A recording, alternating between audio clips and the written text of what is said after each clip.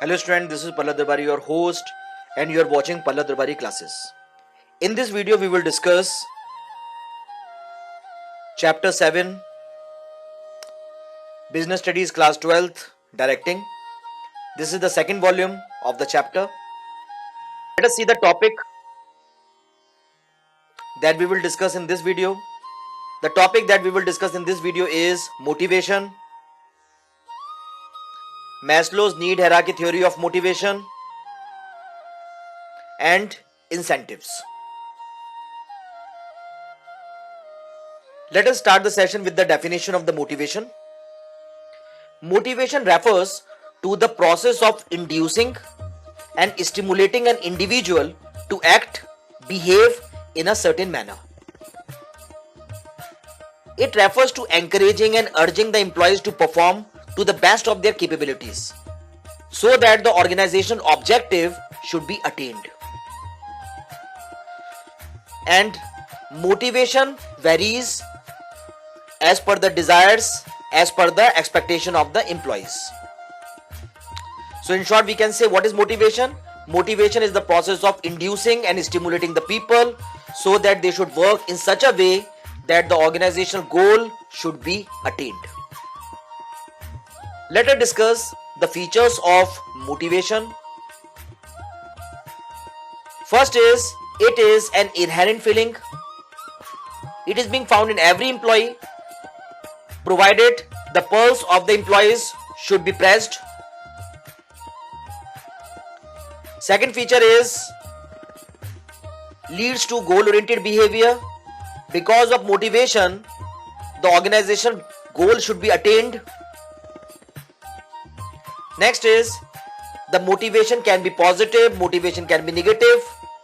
By giving rewards to stimulate the people, it is motivation can be positive, and by showing terror and compel the people to do the work, then the motivation becomes negative. So motivation can be both positive and negative. The next feature is, it is a complicated process. Why the motivation is a complicated process?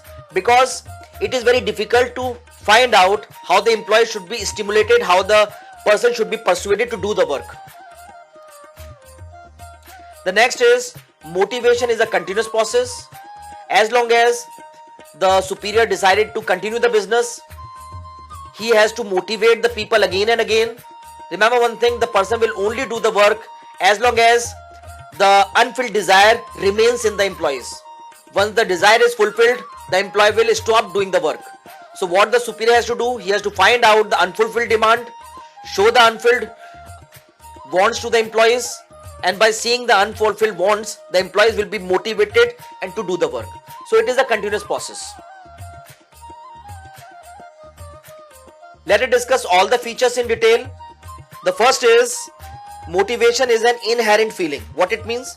It means motivation is a feeling that is inherent in an employee. It is being found in every employee. For example, need, desire, wants, and ambitions. It is being found in every employee. And the behavior of the employee will be directly or indirectly affected by these need, desire, wants, and ambitions of the employees.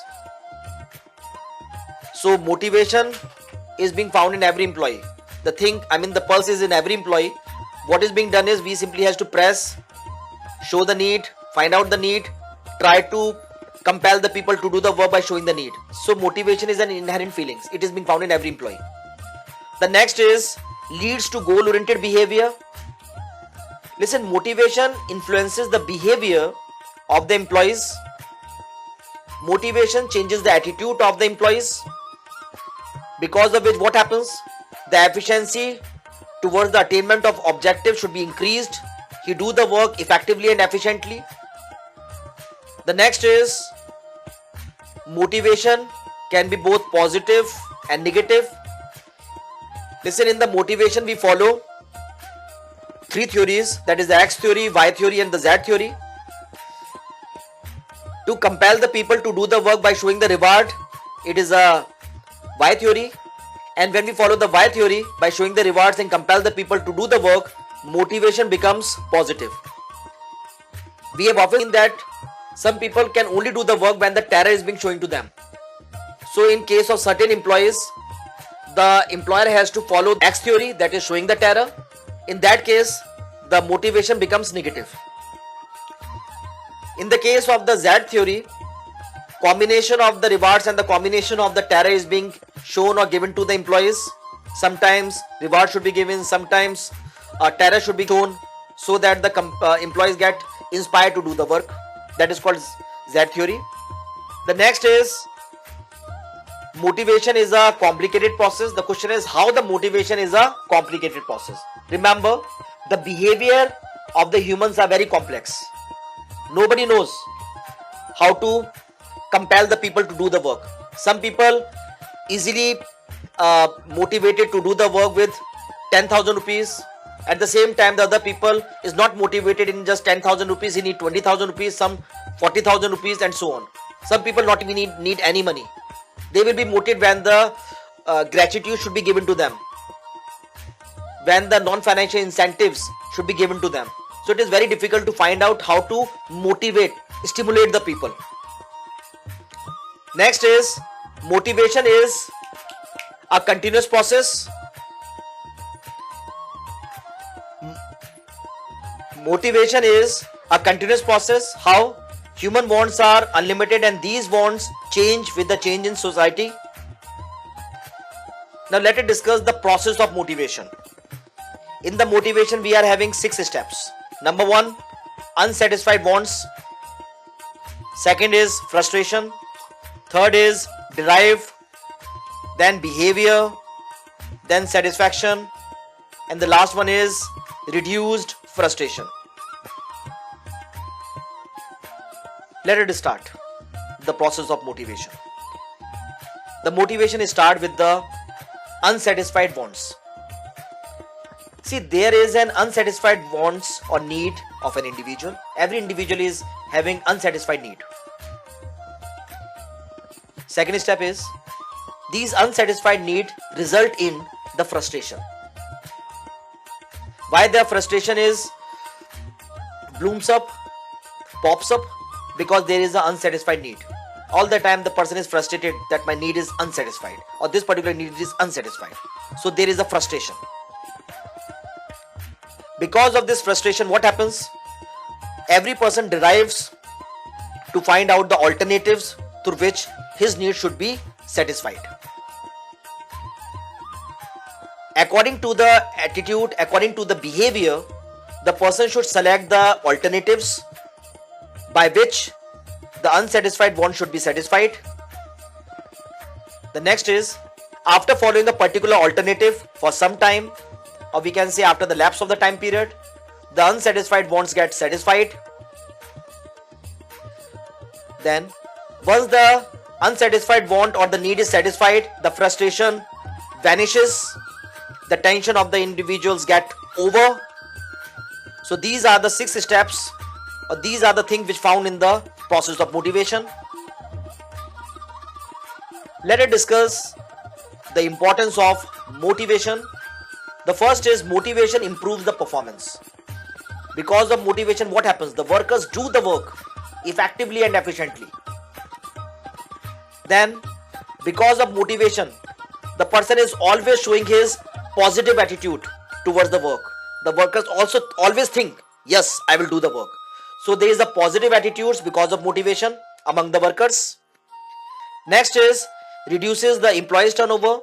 Because of motivation, because of financial incentives, less and less workers start quitting the organization. When the less number of the workers leave the organization, the employees turnover ratio will automatically fall down. The next importance of the motivation is, because of motivation, the workers always have positive attitude. They always feel happy when they are doing the work. Why? Because they know if they do the work with all their heart and soul, according to the instructions, the promotion, incentive will be given to them. So there is always a healthy atmosphere in the organization. The next is, because of motivation, what happens? Because of motivation, every individual easily opt the changes, because they know if they adopt the changes, if they inculcate the changes in the organization, their performance will be improved. So they readily accept the changes. These are the importance of the motivation. We will discuss all these importance in detail.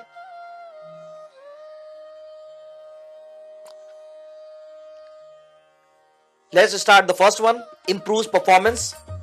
Motivation works towards identifying and fulfilling the needs and desire of the employees.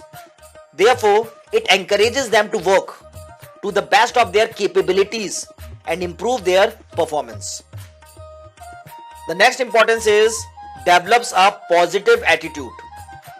Proper motivation in the form of appreciation, rewards, etc. helps in changing the negative attitude of the employees to a positive one, so that they work efficiently towards achievement of organizational objectives. Let us see the next importance, that is reduces employees turnover. If the motivation techniques followed succeed in satisfying the need of the employees, they would have less urge of leaving the organization.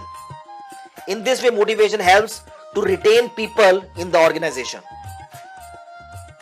The next is creates a healthy working environment. Motivation helps in creating a conducive and healthy work environment. Motivated employees view work as a source of joy and therefore increase their presence at workplace. The next is facilitate changes by convincing the employees regarding the proposed changes and encouraging them to willingly accept the changes. The motivation facilitate changes in the organization in a smooth manner. Let us see the very important topic, that is Maslow's need hierarchy theory of motivation. This is a very important topic. Let us see. Abraham Maslow's need hierarchy theory of motivation helps in understanding the phenomenon of motivation through the concept of human needs. Maslow shows that the person will be motivated by satisfying the human needs. Let us see.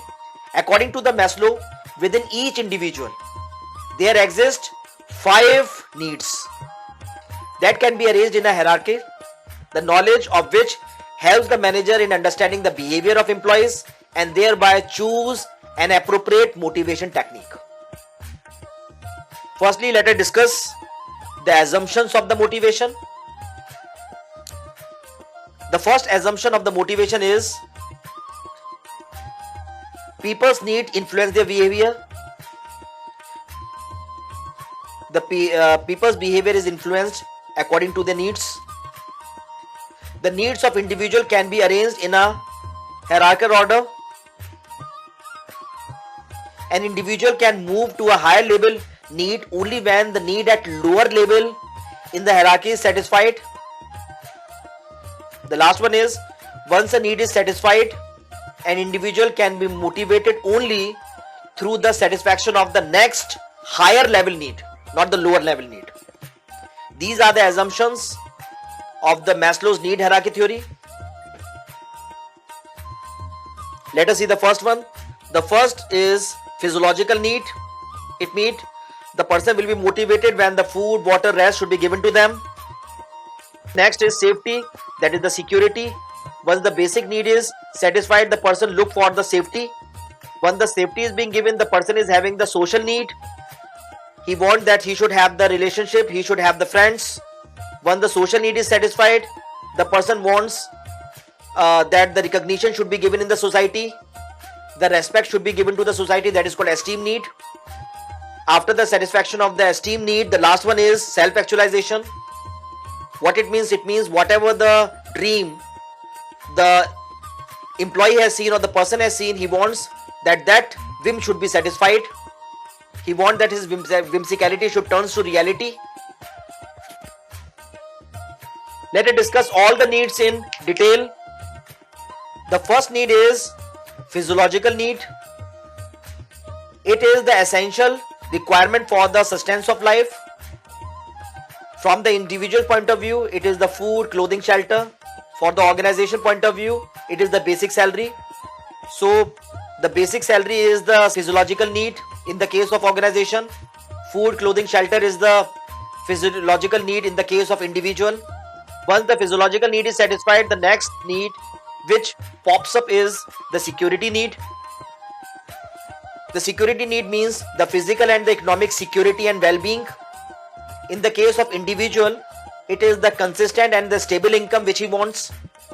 In the case of the organization, the employee wants that the job security and the pension should be given to him. Once the security need is satisfied, the another need which pops up is the belongingness need. It is a social need. From the individual point of view, it is the affection and the friendship. And in the case of organization, it is the acceptance and the companionship of the colleague. He wants that he should have the colleague with whom they can share the feelings. The belongingness need is satisfied. The another need is the esteem need. What it means? It means the elements of respect, dignity and recognition. In the case of individual, it is the status and the recognition in the society.